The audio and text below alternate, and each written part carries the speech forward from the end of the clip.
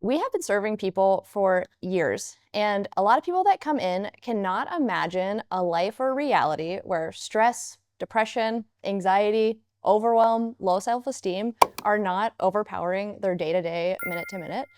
And what if I told you that taking control of a few small aspects in your life or just decoding a few pieces of information could actually not only make that fantasy of moving past all that stuff, moving through that with grace, ease, adaptability, an actual reality for you? Well, the three of us are on a mission to live our lives intentionally, create the most growth, the most expansion. So we are going to key you guys in on 7 very basic energy principles that we have learned along the way that I think are just going to give you more insight or more clarity on how you guys can start navigating your own lives. Whoop, whoop. Let's do it. Here we go. Erica brought this idea to the attention of us, and we're talking about energy in this, and we talked about the laws of energy, and she's like, we can share these 7 laws of energy, and we both were talking about it, like, well, are they really laws? Because as we go, several years ago, we started learning about quantum physics and vibration and laws of the universe, essentially, that are technically in physics and science laws. And these aren't necessarily laws like gravity. Some of them actually have a few law applications to it, but as she said, they're principles, and they're pretty damn good principles. They're pretty strong principles.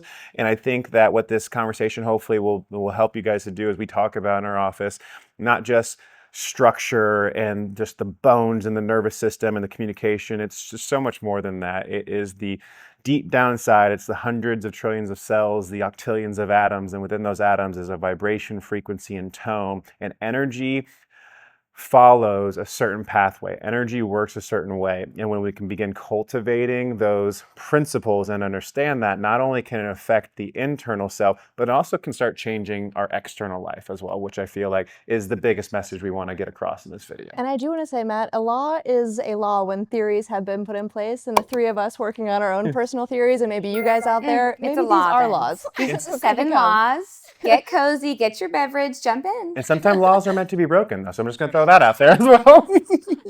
Okay, so 7 things. Really, there was like a list of, we were getting into The like list was 30. We narrowed it down. I'm just going to go ahead and plug our email list. The list is how many? 52. 52. No, the laws you had. There are 13 on that list. 13. We have a bomb mailing list email, weekly email. What would you call it? Yeah. Matt's the one who's mostly in charge of that.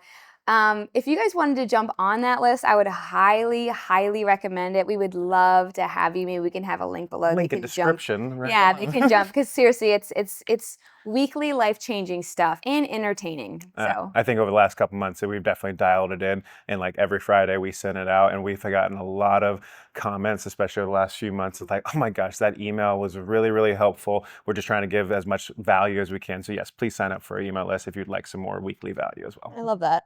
All right, so the first law, and I think we can just jam on them once I say them, but the first law is near and dear to all of our hearts. It's at the core of what we do at REV, but there is an innate intelligence, a pure potential inside of every single person, not just me, not just Matt, not just Monica, all of you guys. There is something that has taken you from 2 cells to the 100 trillion that you are today.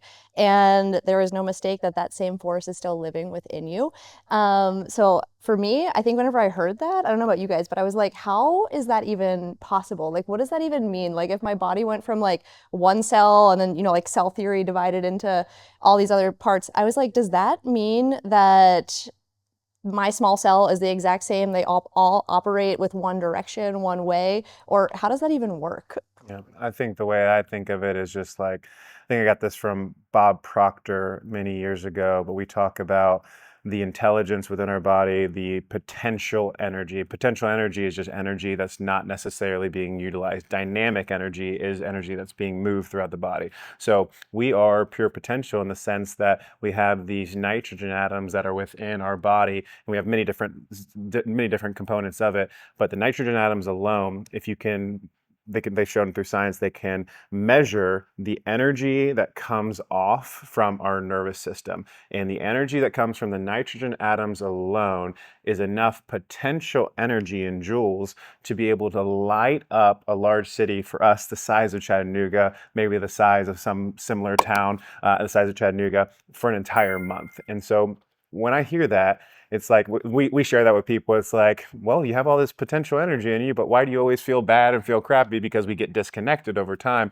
But it just comes back to one of the fundamental things we just talked about in our last video. Everything you need to heal, everything you need to do to create the life of your dreams is already living within you. We just have to learn to connect to it, to cultivate it. And when we know this law, we know that anything is truly possible if we start harnessing that power that's within us. And this is foundational. I think this is like foundational for every other law that you're going to go over. The first one. It's why it's the first one. But this is like so big. And if that's intriguing to you to understand the innate potential within you and that your body heals itself, everything's within you, that is like literally something to really like sit with, like really sit with that feeling of like how that feels to you. But also like many people come to us and one of the things that they say is they're just like, I don't really feel like myself. So to say, I feel disconnected. I feel disconnected from the innate potential inside me. So really the journey is to connect back to that.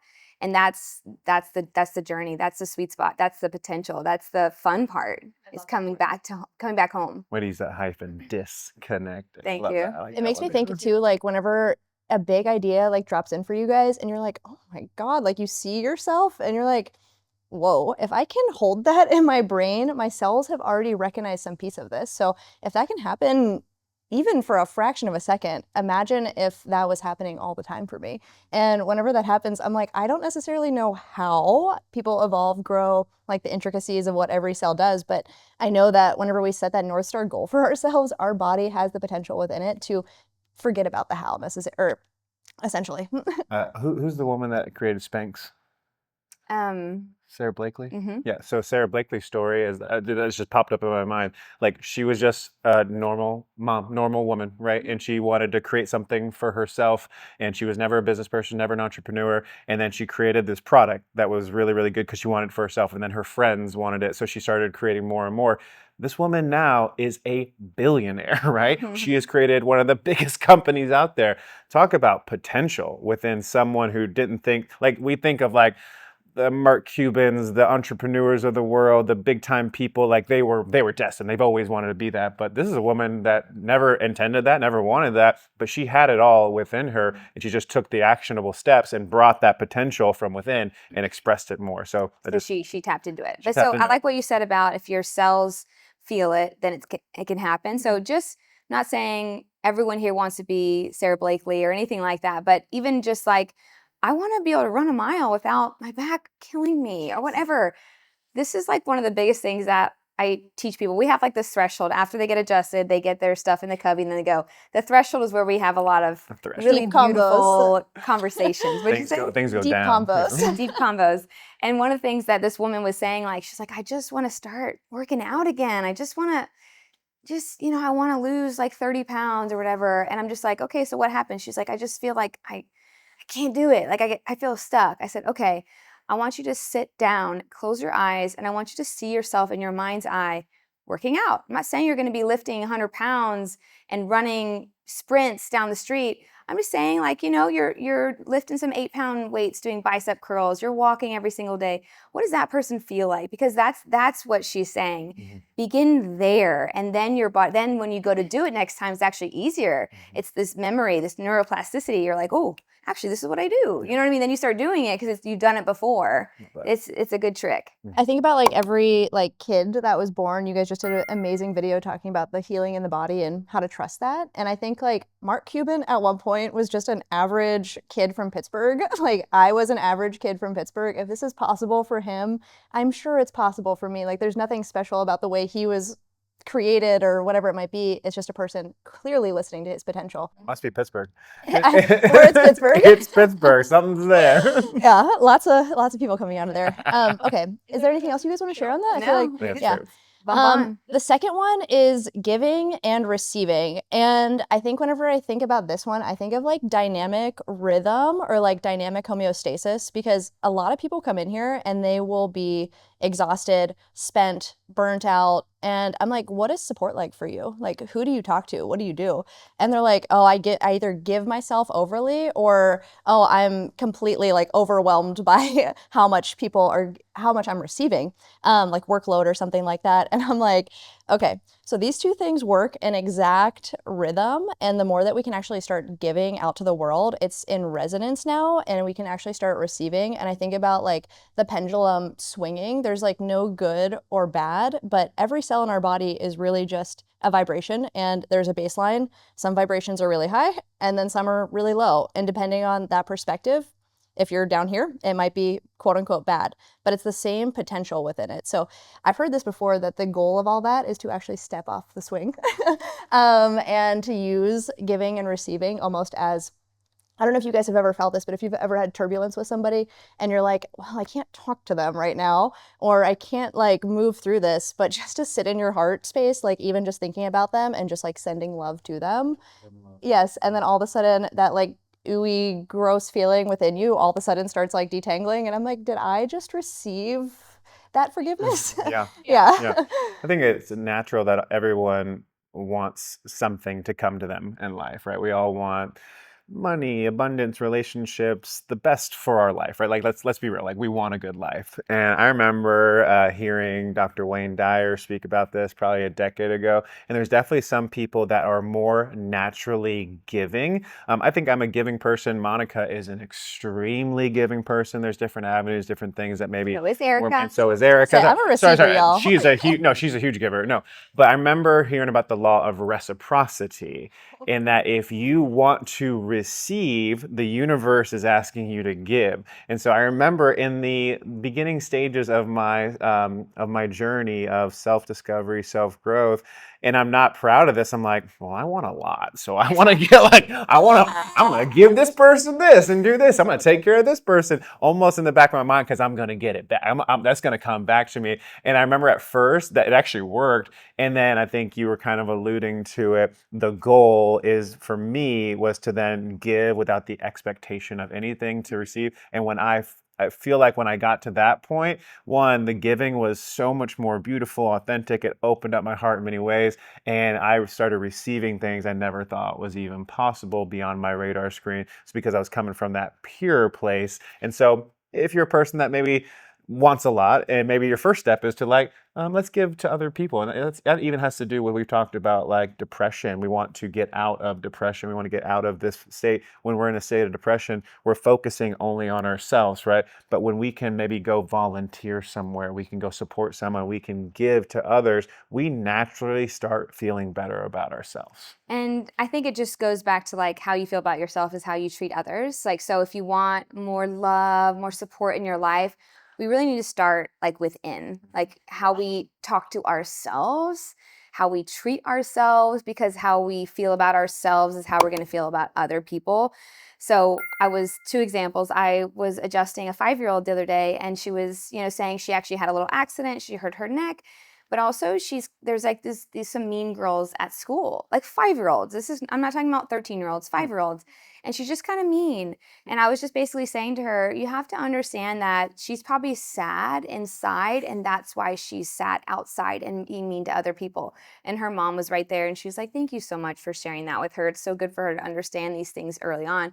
That's exactly what it is. So if I'm mean to myself and I just like dislike myself, which is a journey to go the other way, I'm going to be that way to Matt. I'm going to be that way to Erica. And that doesn't feel good. And then it's like this pattern. Yeah. Then you're that, then maybe you're that way or whatever, or you don't want to be around me, whatever it may be. And then another conversation, this is like my car rides with my kids, dropping them off at the co-op. And Lion drew these beautiful little birds. And she was like, yeah, they look like birds. And Rocky's like, they don't look like birds. Mom, look at these. And she's like holding up. I'm like driving in the rearview mirror, like looking at these birds or whatever. I'm like, yeah, it looks like birds.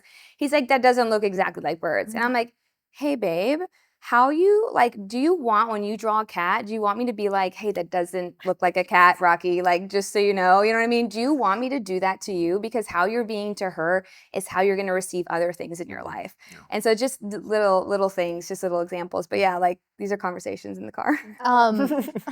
Conversations in that the makes me car. think of like whenever I was growing up, my mom would it was me and my sister, and she wanted me to basically be excited for Erin is my sister's name. And if we were excited for each other, then it's almost like there will always be your time to shine, basically. Because I think that's the fear of it, why people don't want to give more of themselves or maybe even receive more because they don't feel like it will be in reciprocity.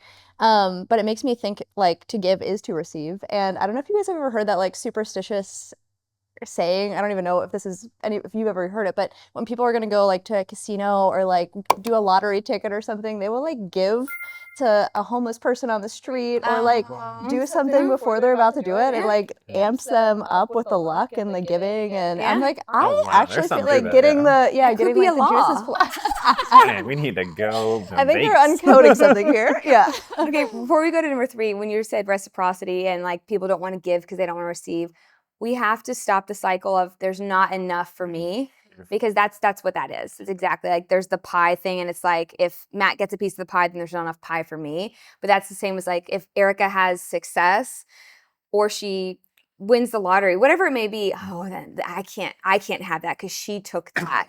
That's not true. In this universe, infinite for every single person. So that's old talk. That's a lack. That's Old a talk. lack mentality, Yeah. and that takes us back to the very first law or first, whatever. Pure innate potential. It's also pure unlimited innate potential. We live in an expanding universe, expanding energy. There's no taking away. So yeah, I love that you said I that. love that. All right. Moving on to 3, I think we're kind of saying it like cause and effect. What we do, the actions that we take have a natural consequence or a natural reaction. So whenever we're in alignment, doing, giving, as we're saying, being, the natural effect is that we start receiving. And I've actually heard this before when people say like they'll pray, they'll talk to God and they'll be like, God, thank you and give me love or something like that. New car. Yeah. And it's like cause and effect, like what you asked for. But what I've heard is like treating that almost as like a friend. How would you actually speak to a friend and to ask like, gimme, gimme, gimme, gimme, gimme?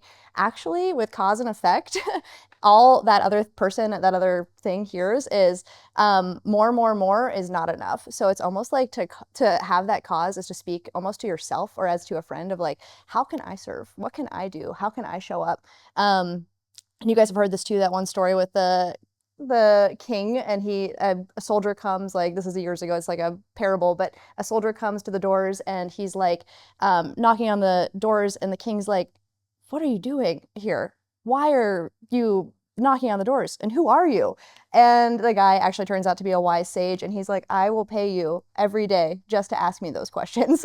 And I'm like, I think that's cause and effect. Whenever we're in alignment with our purpose and we know our cause, the natural byproduct with this law of rhythm is the effect of our desires. 100%. I think when I hear cause and effect, the first thing that pops in my mind is like taking ownership. Like taking ownership of your life, your decisions, and your choices that you are doing on a day in, day out basis. Like cause, action. I eat McDonald's every single day for 365 days, which someone actually did a documentary on that, which they did, Supersize Me. Oh, yeah. What happened to that guy? He did it every single day. It was What was the effect? really extreme. He got really, really sick. He made negative, not to knock McDonald's, because maybe they'll bring back the tallow, right? Or maybe they'll fix their things, but that's not the best food, right? And so he did that for a consistent period of time, and the effect was negative health effects. But if that same person or another person goes to the gym every single day, 5 days a week for the next 365 days, eats good foods every day for the next 365 days, what are they going to look like at the end? That's going to have a different effect. So our choices and our actions. I talk to Monica, and every day I'm a deeter and I'm just a jerk and I put her down. The effect of that is she is going to react differently to me in certain instances. We are not going to have a good marriage. We are not going to have a good marriage. But That's the if point. every day, no matter what's happening from her, to me, I choose, I'm going to love her. I'm going to give her compliments. I'm going to tell her she's beautiful. I'm going to thank her. You all know, anybody in a relationship, the more that you share that love, the more that you give, it's received in the other way, and then that is given back to you most of the time, right? So this whole world is taking ownership of like, you get to actually show up a certain way, and because of the way that you show up, there's going to be effect on that. Mm-hmm. I think 2 and 3 are very similar. Mm-hmm. Yeah. Almost the same thing. But 3, if I hear cause and effect, I just think of like karma. Yes. I just think that's a really big thing, and some people don't like maybe that word because it's, I don't know, but I think it's real. I know it's real. When I act a certain way, I'm going to get that back to me. Yeah. So it's just like more incentive to be kind to every single person. Like even if someone cuts you off in traffic, it's so natural to maybe be angry and yell at them or do whatever someone's going to do.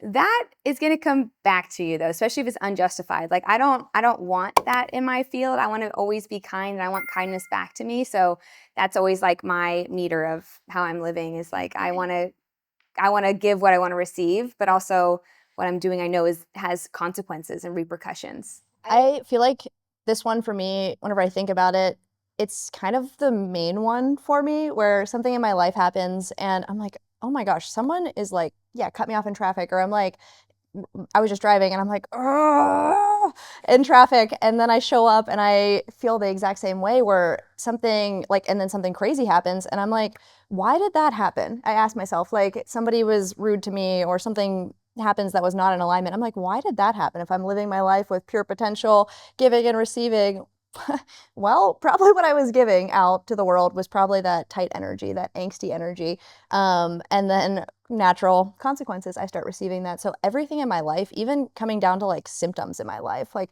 if I have a headache or whatever it might be, I start to get really curious of why. And more importantly, like where have I been? What have I been doing? What have I been saying? Because natural consequences. Here's another one I have to give an example of. It just came to me. So cause and effect is also like if I if I have a stressful life, I'm putting myself in these stressful environments. The effect of that, the consequence of that is that my hormones are going to be thrown out of balance. My energy is going to be zapped. It's actually going to affect my sleep that night. I'm going to feel disconnected. I'm going to feel angry, anxious, all these things. So it's more incentive to like look at your life and be like, I don't want those effects. Like, or I want positive effects. Think of the flip side of that. If I just have this harmonious family life, for the most part, there's going to be challenges and those challenges for us to grow. But if I like have like beautiful friends, I love my job, the effect of that is actually more vitality, more wellness, higher vibration. But the other side of that is the lesson for me is like we were going somewhere, we were going on a trip or something, we had a car ride, and I was feeling like tense about I think just all the packing up going that day. And I felt myself being like kind of agitated or just tense. Moms out there know what I'm talking about. When you packed everything up, make sure you packed everything up, then you're in your mind and like planning the day kind of thing.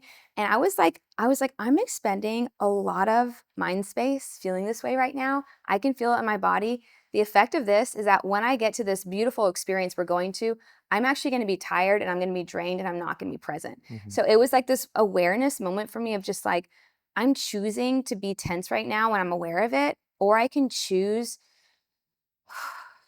let it go, trust, it's all good, and I can use that energy later. You know what I mean? Like that's what it is. I think that's a big piece that people can use tangibly every single day. I love that. Anything else for you guys? Okay, the next one is acceptance or least effort. And this is essentially how nature likes to move. Matt and I just broke this down in a class recently where nature essentially follows a blueprint, how our bodies were created, how trees are created, how literally any living organism is created. It follows a pattern, and it follows a pattern very simply because it wants to flow smoothly and efficiently. And if it didn't have that pattern or code, it would be chaotic. And I have a perfect example of this. Whenever we were in the Smokies last weekend or 2 weekends ago, we were just sitting out at this river and I just started chatting with somebody and it turned out to be somebody that lived there. And this river was massive, like taking up part of the road. Like I was like, oh my gosh, must have had like flooding or something. And she was like, no, it's actually like a problem that we're having here with beavers. And I think about the flow of our body and I think about the flow of a river really similarly, where there was a river and a beaver was putting a dam and it was causing a little bit of a backup, but the river was still flowing and figuring its way. What they did was remove that beaver dam and completely, I guess it was a huge beaver dam. All those beavers spread out and then started making different dams, so much so that the water now when it was flowing wasn't going up this like central river channel. It was like into the roads, like into the hiking trails. And I'm like, oh my God, this is exactly what we do with people's bodies in REV, where the energy wants to flow really effortlessly, really with ease. And then something stressful happens. A beaver comes and builds a home right on top of your land. And the body's really smart and it's going to work around it. But by the time it gets to the top of our head, by the time we go to have a conversation with someone, fully embody whatever it is that we're supposed to be doing, we're drained, we're depleted, and we're not ourselves anymore. Where I'm like, that is exactly how energy works. And I think the key to that is acceptance, where in the very beginning, if they would have just accepted this one tiny little beaver family, the water flow would have just been perfect. It was like 98% flowing. We'll just say, I have no idea, but it was flowing. I could see where the beaver dam was. But the huge ones that all the beaver family created outside of it, I was like, this is now like a 50% problem, where I feel like in the body too, when people have something going on, their immediate thing is that beaver dam analogy. I was just chatting with someone the other day and he was like, I think I'm gonna need like hip surgery almost. And I was like, what happened? Like, how did this happen? And he was like, well, I actually had another surgery years ago that's being retriggered essentially by a lot of the healing that I'm doing out. He was doing a bunch of like PT and a bunch of other stuff. He was like, it's being retriggered and I think I'm going to need another surgery. I was like, where does, in our language right now, where does this beaver dam end? Like, and it was like, it was starting to take These up. beavers are getting a shout out. And like, I know this guy, like I've known him for years, and like years ago, a lot more energy, a lot more vitality. And now by two injuries, two surgeries, he's like worn down, depleted. And I'm like, the energy in your body is looking for alternative outlets. And whenever it finds these alternative outlets, it takes up a lot of energy. The question is, why are these beavers not in the flow with the river and wanting to care about the river and the flow there and only caring about themselves? Well, if you really want to know, Matt, these beavers are actually extremely, extremely smart, and they actually add to this ecosystem. Like what they're doing is they find these spots or like these eddies where the fish will start like pulling and like vortexing, and they will put up their spot where all the fish are going to be going to, where it does block the river, but then it actually allows the fish to find new routes and to like I don't think migrate's the word for fish, but like essentially disperse themselves too. So it's like actually all really in the flow, where in a couple years I can't wait to go back to this spot in the Smokies and I'm like, this is gonna be an ocean. So there's intelligence in the chaos, is what you're saying. That's actually a really beautiful example. How like sometimes we're getting stress and changes, but in the moment we can't quite see it. But then later down the road, something beautiful is transformed. Even we have to go through that. When I hear this, you're the one that actually shared this like several months ago, the law of least effort. And I will be straightforward, I never had heard it before. Now I understand it more, what you're trying to say. It's like how nature, that she talked about this certain sequence, which is called the golden ratio, how flowers will actually bloom and blossom because it needs to open up a certain way for photosynthesis to be as efficient as it can, and it can grow at its biggest place and also not taking up the most amount of space. So that's shown in our class. We talked about that, shown in nature, shown in our bodies. But when I hear this, it's like the David Hawkins reference, the power versus force. We can take action in life, and we live in a very, for lack of a better term, masculine world. And I don't mean that like not all men and not all women or whatever, but like we're always striving. We got to make it happen. We got to do it. We got to do, just kind of forcing things to happen. And you can definitely get stuff done by forcing stuff to happen. Like you can force your kids to do something that they don't want to do, but what's the likelihood that they're going to want to do that moving forward and do it on their own later down the road? But when you can be in a place of true power, it's really just like relaxing in the moment. And like, this just popped in my mind, like baseball, the hitters that look like this, right? Then they're muscling everything up. Those players going up through like high school, college, they can kind of get there to a certain level and they do pretty well. But it's those kids and those guys that are just smooth as butter and they just hit the tar out of the ball, like, because they're just in their power, they're not forcing it. So that's what comes up for me, is like when you can be more in your place of power, which is less resistant to the flow of life and things coming up, that's when I feel like you can really make some How would that like translate to someone's life, just so like they can begin like seeing that and using that. Well, say there's a challenge, say there's an issue, like okay, something's coming up for them, and they're trying all of these different stuff. Perfect example. Someone has something going on, they're trying this and trying this. Is this the answer? And they never give themselves enough time to actually see what it can do down the road. And I just have seen it so often, like when they can let go a little bit and do some things along the way and they just relax themselves. One, that relaxing and that lack of like force to try to figure something out, it increases their parasympathetic nervous system. When that gets activated, just things start shifting and changing and those problems start resolving themselves as well. Yeah. I feel like there's two different things: acceptance and the law. What is it? Least effort. Least effort, and then How to how You know what I to mean? move through it is How to move acceptance. But I through say yeah. what comes up for me is like acceptance. I think of surrender and like the surrender experiment. If you guys don't know Michael Singer, I would highly recommend. So good. That book changed my life. I know it changed your life. I don't know if it probably has. It's principle number 6. Seriously? I think all these laws are actually the same Yeah, thing. they might actually just be one law. Different words. I'll put a pin in that one. But the least effort thing that comes up for what comes up for me is like it takes a lot of. I just always think of energy. Like when I was sick at 17, like the first thing that just like I noticed and changed my life was like my energy was zapped. So energy is like a really big thing for me. Like I love to feel vital. And that's why like I think the number one thing people want is more energy. Like they're going to search that on a Google search, like more energy. How do I get more energy? That's why people take so many supplements. They do all these things because they want more energy so they can do more things. But as far as like the path of ease to me is what I think of because what did you say? The least effort? Law of least effort, yeah. Law of least effort. I think of the law of just ease, just being Yeah. in ease because when you're in ease, you're not expending a lot of energy. Like when you're living in resistance, like I'm so angry at this person or I'm angry at this situation. Like that's robbing a lot of energy. It requires so much energy for you to be in that state of just agitation. So when you can be in ease, it's actually more parasympathetic. That's more energy flowing through the system, and you're therefore going to have more experiences where you can use that energy. So like to me, I always want to go the path of ease, and that's like the conversations more of ease, not hitting, butting things all the time. Like that's where it goes for me. It's the path of least resistance, and that path of least resistance is just more fun going down that way. It feels better. It feels It just better. feels better. But sometimes we need the resistance in our life to give us the contrast. But yeah, I love The that. resistance is a teacher, but we don't have to live in the resistance like that. I love that. I think of this one woman that I really admire in the business world, and she said in the early days of her career, she's like totally a spiritual woman now, but she was like on Wall Street doing a bunch of that stuff.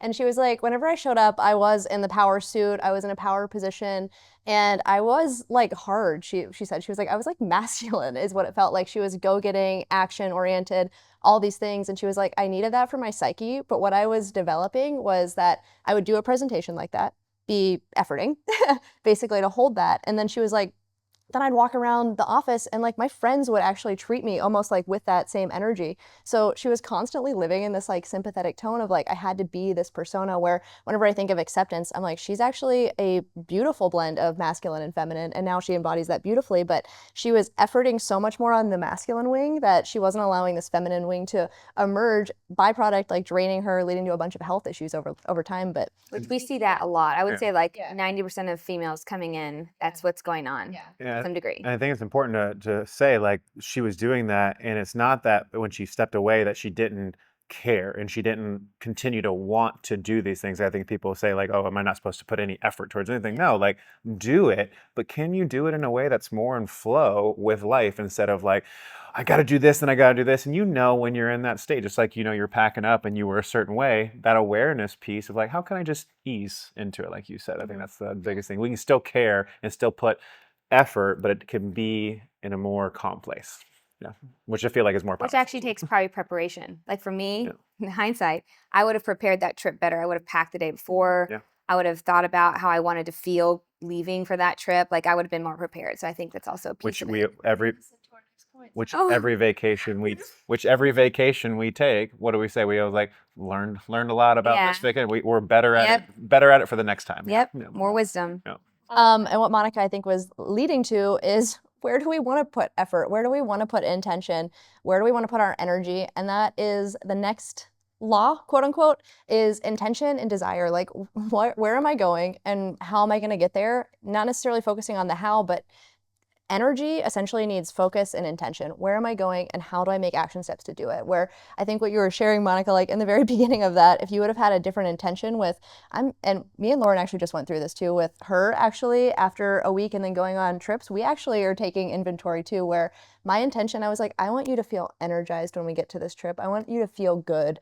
What do we need to do? And she's like, well, leaving right after Rev at 12:01 on Friday, not going to do it for me. And I'm like, so what time will you be ready? Sunday. Got it. Then we are going to leave on a Sunday, and my intention's being met, her intention is being met, and it's effortless ease. So the law of intention, maybe how you guys even start cultivating intentions in your life. Like, what do you guys look at, like, for your health, for your life? Like, is it people outside of you that inspire you? Is it a big, deep calling within? Or has it always been like one focal center point? Because I've heard that from people too. It's like that thing has always been playing in my ear, that little voice to do or to be, for as long as I can remember. So I'm curious what your relationship is. Yeah, I'll share what's coming up for me. The intention, desire, like intentions can go from moment to moment. Like I intend to be the best husband I can when I'm talking to Monica. I intend to be the best father when I'm with the kids. And today I intend to show up at Rev and be a certain way. And so like intention is almost like moment to moment, like that conscious choice of what we're wanting. When I think of desire, like desire is that deep down, right? Desire is like getting to know yourself. Like, what do you really want? Well, I want to feel free. I want to feel abundant. And I want to feel happy. Like, those are the things that I really, truly want to feel. So, how can I match my deepest desires and share that by consciously coming from the subconscious to the conscious and thinking about, well, today, since this is what I want, I'm going to intend to show up this way. I'm going to intend to do these things. And, we do these, the expanded exhales, we'll do breath works. And, we got this a lot from our own practice. Like, when you feel into your body, you can create coherence. Your subconscious mind kind of becomes more activated. You can kind of tune into that, and those desires that we truly want start coming to the surface. But then within that, our intentional intention and our attention to it, we can kind of navigate that energy. We can navigate, as you were kind of saying earlier, the macro is connected to the micro. We can make that feeling inside of our body, and the law of energy and vibration, whatever we're animating and feeling inside of our body, it gets sent out into this world. And through the reciprocity, it comes back to us. So it's almost like this. I have no answers with that, but when I think about that, it's like matching the day-to-day intentions with like, what do I truly, truly want? And that I believe like takes some quiet time, that takes some practice and getting to know ourselves as well. Yeah. What would you say to that? Answer your I- own question. Intention was the main topic. Desire, you actually jumped into perfectly. I think that desire comes from our heart space. Intention comes from our like mind's eye, and the manifestation is like my heart's desire manifests in my brain, and then I speak it out into the world. Like that's how I look at it. And one of our really good friends, Sarah Shepard at Kinfolk Optimal Living, yeah, shout out, was telling me like when the fetus is developed, it's essentially like the heart is the first thing basically to start growing like that. It's the biggest center in our body. It's also one of the most potent. But she said when the fetus is growing, it's not like how we're like erect like we are today. It's actually like your face, like literally on top of your heart, just being imprinted by your own rhythm. Yeah.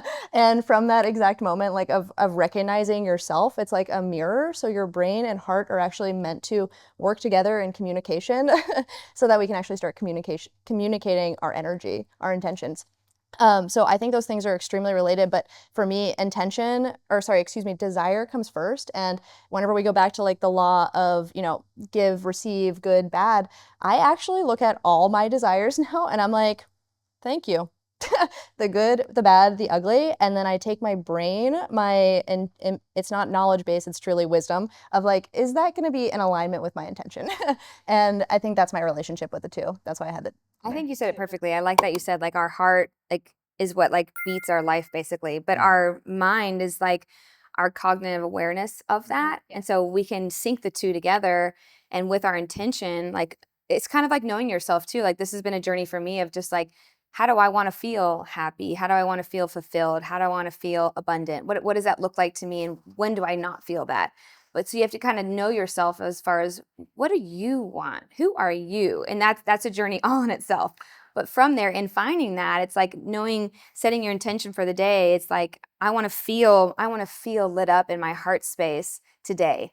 That's my intention. And so my heart will lead the charge basically today. Like my head and my heart sent out this like flag, you know what I mean? Yeah. It's like what's it called? One of those little like It's like a beacon. yeah. And then I want to follow that. That's my intention. If we don't have an intention, we're kind of like like kind of floating around, just like responding or reacting to whatever's going on.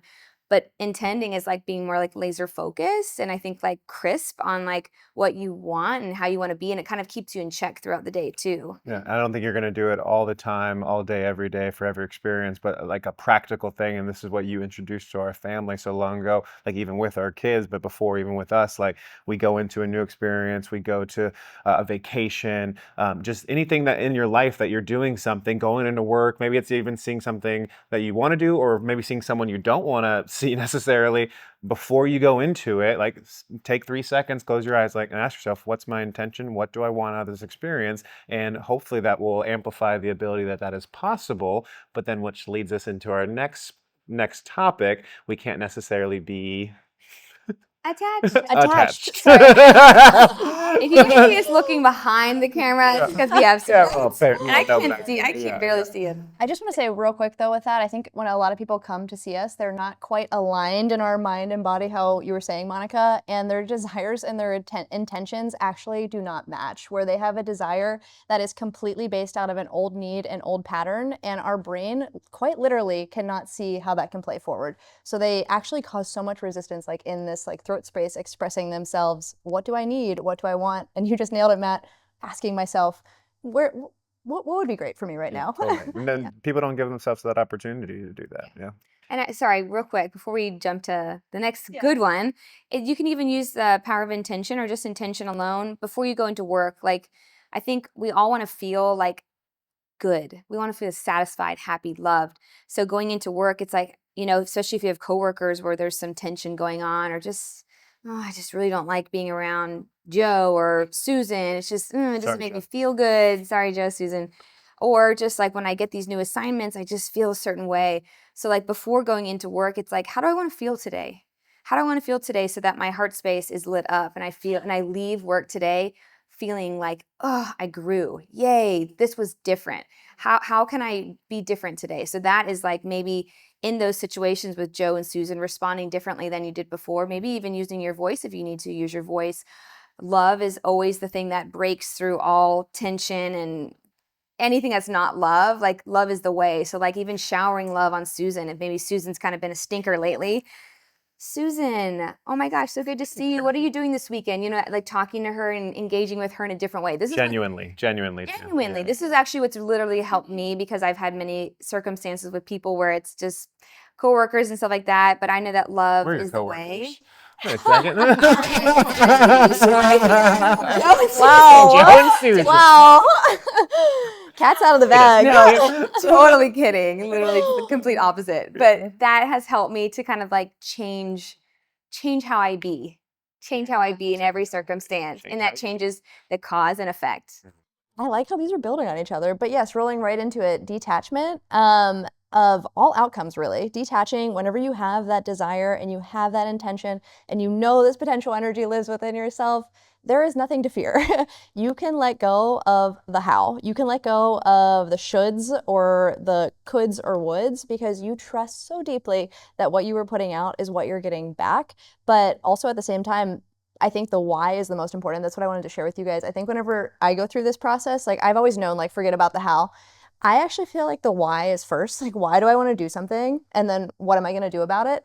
And those are the action steps. As far as the outcome, it's almost like let the universe, or like we know like 4% of matter, let like the 96% of the world like figure out how that's going to bring that person, place, circumstance to me. That's really hard for a lot of people, though. So and I'll go back to the how thing. And we 9 years ago, we graduate, and we're coming into Chattanooga. And that was the first time I heard about detachment and like the how, like forget about the how. Our mentor, Dr. Suki, told us to write the word how on our mirror and put a big circle around it and a non-smoking sign. And we did that for a period of time. No, this dude actually got a shirt made so he could I remind did himself the by shirt. looking in the mirror with his shirt. I needed that. You Yeah, didn't, yeah. but I'm speaking to a lot of people that need that, because a lot of us are Give super us credit. attached and feel like we need to be the one to make it happen. And like she just said, like you can do that and you can come from the finite, and the finite is of the 0.1%.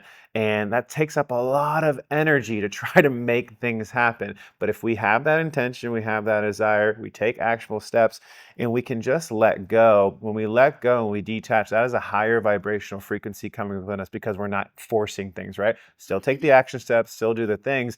And the how, just of what I've found, is like it starts to take care of itself. And I think it's one of those things where it's similar to other videos that we've done and other things we've shared. Like it takes a little bit of experience for that, but we've all had that experience. I've used this before, like trying to plan something and hide like maybe a surprise birthday party, and we wanted to do it a certain way and just everything, and it didn't work out the way that we wanted to. Like someone spilled the beans or this, but like we tried to make something happen. But the more that for me, when I've let things go and had a little bit more softness to it, it worked out better than we ever could have even thought, because we kind of just detached from what we thought it needed to be, and something better came into its place. This is like a really big conversation because I'm really going the avenue of like healing. Is that a lot of people attach to like a radical healing or a certain type of healing, and this was me. And this actually goes back to the intention and like prayer, as far as like we work with a lot of people that this is like the biggest disconnect I would say with prayer and intention is like I want God to heal me now. Mhm. And I was this way at one point too. And what I learned was that God is always God, universe, whatever we want to call it, is always presenting opportunities to heal. It's not always going to look like the way that we think. So if we attach to, I'm just going to keep using back pain because it's just so easy. I want this back pain to radically be gone. Like this is my prayer. This is what I'm attaching to, is that it has to be this like spontaneous thing. And when it's not, and we're given, and I want you guys to say that story about the lifeboat in a second. Yeah, I was thinking Okay. about that. We're given so many opportunities to heal. And a lot of times healing is offloading all these stresses that are literally physically weighing on our body, or like opening up our creative energy center, which is the front of the back. So there's so many avenues. Nope, nope. That's not it. I'm attaching to this radical healing, and you're missing the opportunities. Like that's what it was for me. Like I wanted my migraines gone. Like I just wanted them gone one day. They are basically gone now. They're gone. It's very rare if I have a headache, but like who I became in the process of healing those migraines, I'm so grateful that it actually wasn't this spontaneous instant thing, because it took me on a journey of like connecting deeper within myself and understanding myself in new ways and understanding my environment and triggers and all of these things. And so I just want to say like attachment, that I think of healing as far as an attachment, that healing comes in all shapes and forms. It's not linear, it's curvilinear, and there's a dynamicness to it. And we think there's it's attention to the healing. especially if we've had something for years and we wanted to go away, and if everybody comes back, we're like, oh, it didn't work, right? It's not what I wanted. The story she's sharing, and I'll try to just say it quickly. A man's out to sea, he's on a boat, his boat tips over or crashes, and he's no longer to be able to be on his boat. And he says, it's okay, God will save me. And then several hours later, a boat comes by and they say, hey, do you want to come on? And he's like, no, God will save me. And then they leave. A second boat comes by and he says, okay, here's a life jacket. No, God will save me. And a third boat, same thing. They throw something. Helicopter comes in. Like everything. No, God's going to save me. And eventually he dies in the middle of the ocean. He goes up to heaven and he says, God, why didn't you save me? And God looks at him. I sent you 3 boats, man, and a helicopter. Like, come on, do something.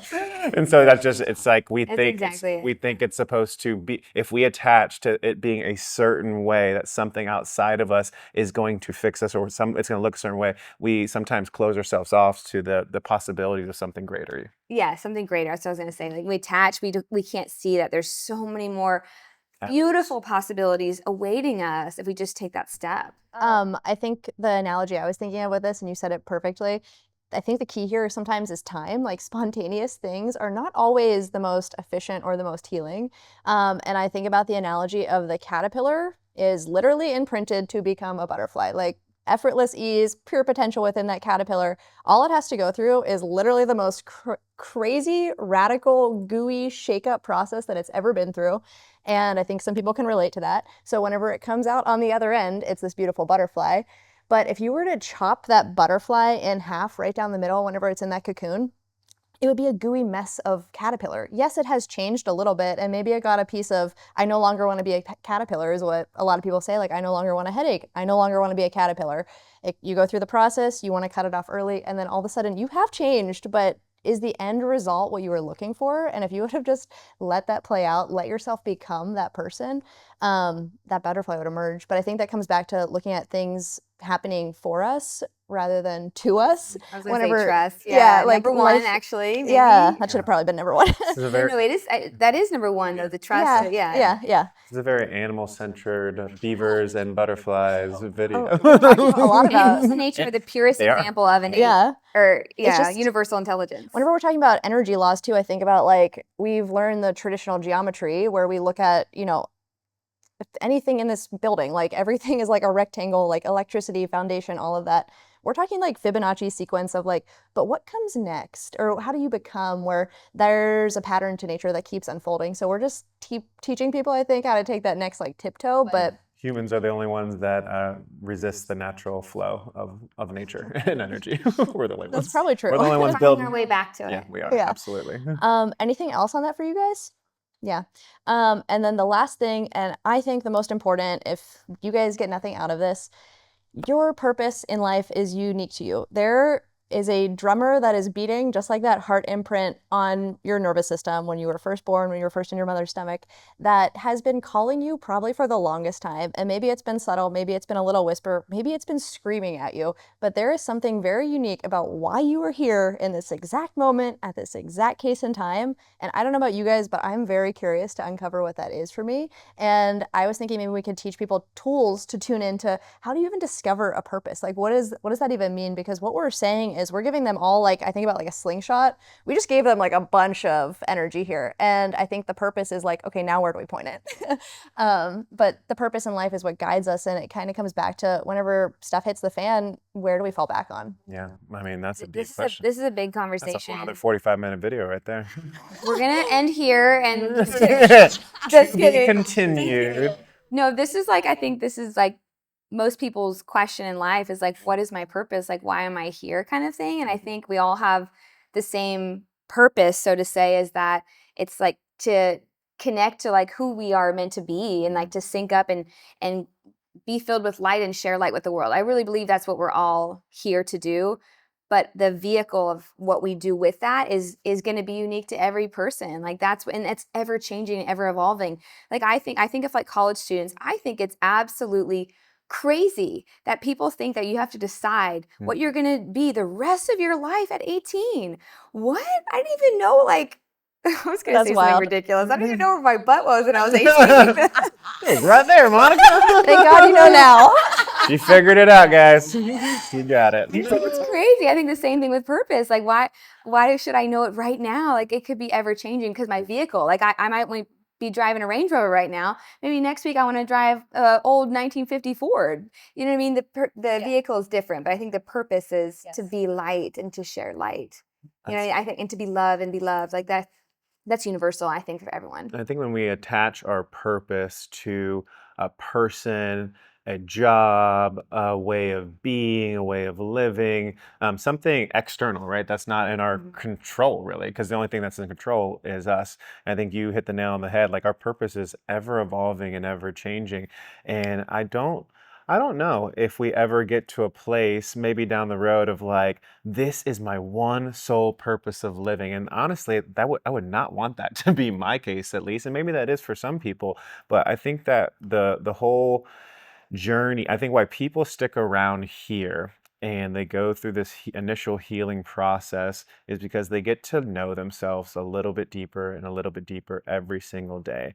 And when you do that more often, the whisper of what you're supposed to be doing in this world gets louder, and then you start taking action steps towards that, and then you start moving towards feeling more on purpose. I feel like it's not a thing, it's a journey to continue to grow that purpose. Yeah, like my purpose is definitely like to be my greatest self Mhm. and then share that with other people. Like I really believe that. But how I do it and how I find it is different. Like some days it could be, were you gonna say something? No, go ahead. Yeah. Oh, some days it could be, I don't even know, like being with my kids and connecting with my kids, and I feel on purpose because I feel like my best self, like I'm or becoming my best self, and I'm helping them to become their best selves.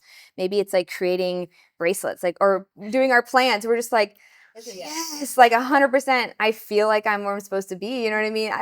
It could be anything. Yeah, it's not what I was meaning to say. It's not the end goal. It's not to, like for Rev, it's not to build that level of business or whatever. It's about the journey and process and being like on purpose, right? On On purpose, it's purpose. on a journey towards continuing that Yeah. goal. Because if you attach your purpose to one thing, whether if you don't achieve it, then you're never going to feel fulfilled. And then if you do achieve it, then what? You've done it already. So being Yeah. on purpose is a continuous evolution. You guys have probably heard memento mori, or every person will die, basically. And the whole theory with that is that people will write like their obituary, essentially, and they'll go back through all the chapters in their life. And sometimes you don't literally know how the story ends until the story flippin' ends. And this whole thing is like, it's your song that is being sang, though, in the process. So every single moment is your purpose, but it's almost like, what is your mantra? What do you go to? What is your it factor that you rely on whenever things come up? How are you being cut as a diamond? Because there is going to be an end to everybody. There's going to be a song that was sang, a funeral procession that's held. People are going to be singing your praises, but what will be said in that moment is not necessarily like, oh, Matt, great businessman. It's going to be like, no, Matt made me laugh. And it's like those moments are the things that start building, where it's like we may not even know what the end is, but in every single moment, we kind of know at least a little bit of who we are and what we're doing there, and then that becomes our song. So it's almost like letting those moments of life, if we can trust these other 6 principles, to start, I think, cutting us like diamonds, and that becomes our purpose. I think it's like kind of going backwards. It's like you figure out like your purpose in life, which again is ever changing, but the core of it is like to be my best self. Like I really believe that, to fully express myself, to be fully love myself. Like it all begins within, and then like from there, I'm trying to look at the notes, but it like literally goes up. Then I have an intention every day to be in that purpose, and I know that the cause creates the effect, and I know that when I give, I receive. Like, and I have to trust in all of this. You know what I mean? It's all like the same, and it like goes from the bottom up right now. And there's no like good or bad. Like there are other cultures that a bus driver, I think about, like, or like a garbage man is just as equally praised as like a doctor or a lawyer, but like they're living their song and they're living their mantra, so to speak, of like what life means to them. I think just if someone's like, well, like, how do I find that? It's just being quiet. I think it's just being quiet and being with yourself and beginning to know yourself. Maybe it's for the first time ever. And that's a very beautiful thing. It can be very uncomfortable and very scary. But to just like, I think meditation is a very beautiful place to start, where it's just like you're getting quiet and kind of like clearing the noise. Even if it's 5 minutes a day, clearing the noise. And that helps you connect and hear that inner voice more and more, that inner guidance, that inner wisdom. Because law number one, it's like the innate is always there and trusting. So like if you want to find your purpose, like that will happen. We just have to clear the noise to get there, I would say. And when you clear the noise, I think it's people expect the purpose to be audibly said to you by the voice of God. And what I've gotten and what you've gotten and what Erica shared, it's like nudges, right? It's like an inkling. It's like maybe literally, I feel like I should go to that Italian restaurant today. Let's go to that Italian restaurant. Then you go to that Italian restaurant and you meet the love of your life, or you make a relationship that you needed to meet that 3 months down the road is going to actually mean something. Yeah. So the more that we can be quiet, listen, we get these nudges. And my invitation to you is to like be aware of those nudges and then take action towards the steps of creating those actionable things from the nudge to move you in the right direction. Mm-hmm. Yeah. What's a hell yes? What's a hell no? Hell yeah. Yeah. All right. So anything else you guys want to share about that? I mean, that is a lot to swallow. That's a lot to It might digest. be something you want to watch multiple times. If this video is valuable to you, if you have a friend, a family member that you think would enjoy this, please share it with them. Like, follow, subscribe, jump on our newsletter. We produce content like this weekly for you guys, for value for you guys. I hope you enjoy.